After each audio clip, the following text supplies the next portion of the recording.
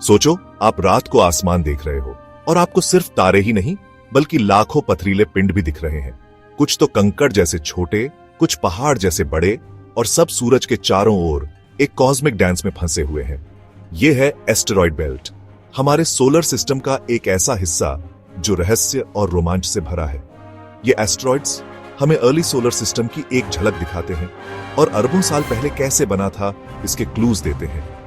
Asteroid belt जैसा science fiction में दिखाया जाता है वैसा क्राउडेड नहीं है, पत्थरों का ढेर नहीं है, बल्कि ये बहुत बड़ा एरिया है जहां ये रॉकी बॉडीज बहुत दूर दूर तक फैले हुए हैं। समझने के लिए सोचो कि धरती फुटबॉल जितनी छोटी हो गई है।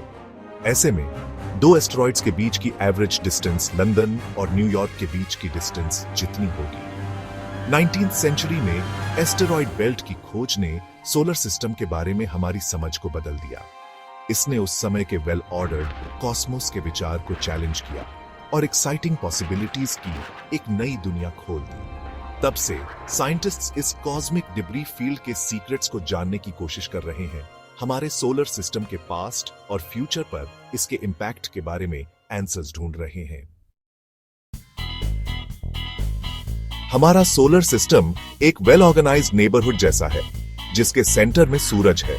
सूरज के चारों ओर प्लैनेट्स घूमते हैं और लाल ग्रह मार्स और गैस जायंट जुपिटर के ऑर्बिट्स के बीच में एस्टेरॉयड बेल्ट है। इस एरिया को अक्सर मेन बेल्ट कहा जाता है ताकि इसे सोलर सिस्टम में मौजूद एस्टेरॉयड्स के दूसरे ग्रुप से अलग किया जा सके। ये inner rocky planets Mercury, Venus, Earth और मार्स और outer gas giants Jupiter, Saturn, Uranus और नेपट्यून के बीच एक बाउंड्री की तरह है। एस्टेरॉयड बेल्ट की लोकेशन इंपॉर्टेंट है। यह फ्रॉस्ट लाइन नाम के एरिया में है। फ्रॉस्ट लाइन के अंदर सूरज की गर्मी के पास पानी और दूसरे वॉलेटाइल कंपाउंड्स सोलर सिस्टम के शुरुआती समय में बर्फ में कंडेंस नहीं हो पाए। वो गैसेस ही रहे जिससे रॉकी टेरेस्ट्रियल प्लैनेट्स बने। फ्रॉस्ट लाइन के बाहर जहां बहुत ठंड थी, ये वॉलेटाइल्स जम गए जिससे आइसी कोर्स वाले गैस जायंट्स बने। इस विशाल एस्टेरॉयड बेल्ट में एक खास सेलेस्टियल ऑब्जेक्ट है, सिरिस। 1801 में खोजा गया और पहले इसे प्लैनेट माना गया था, लेकिन बाद में जब इस एरिया में और ऑब्जेक्ट्स मिले तो सिरिस को एस्टेरॉयड करार दिया गया। फिर 2006 में इसे ड्वार्फ प्लैनेट का दर्जा दिया गया, जो इसकी यूनिक कैरेक्टरिस्टिक्स को दिखाता है। सिरिस एस्टेरॉयड्स में एक जायंट है जिसका डायमीटर लगभग 946 किलोमीटर है, जो इसे एस्टेरॉयड बेल्ट का सबसे बड़ा ऑब्जेक्ट बनाता है।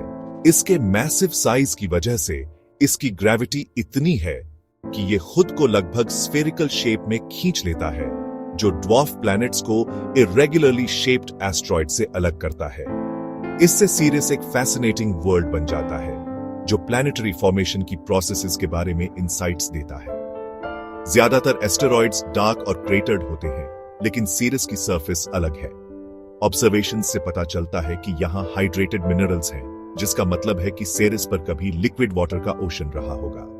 कुछ साइंटिस्ट्स का मानना है कि इस एंशिएंट ओशन में माइक्रोबियल लाइफ के लिए सही कंडीशंस रही होंगी, जिससे सिरिस एक्स्ट्रा टेरेस्ट्रियल लाइफ की सर्च में एक प्राइम टारगेट बन जाता है।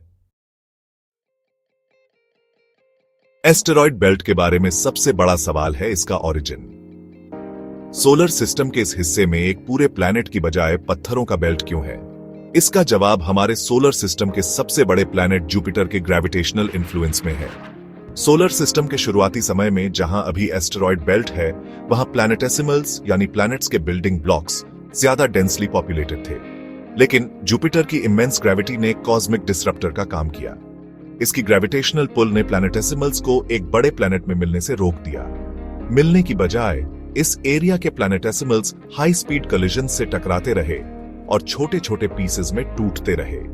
ये टूटे हुए रेमनेंट्स ही वो एस्टेरॉयड्स हैं जो हम एस्टेरॉयड बेल्ट में देखते हैं। इससे एस्टेरॉयड बेल्ट एक तरह का कॉस्मिक ग्रेवयार्ड बन गया है, सोलर सिस्टम के शुरुआती कैओटिक ईयर्स के मटेरियल का रिपोजिटरी।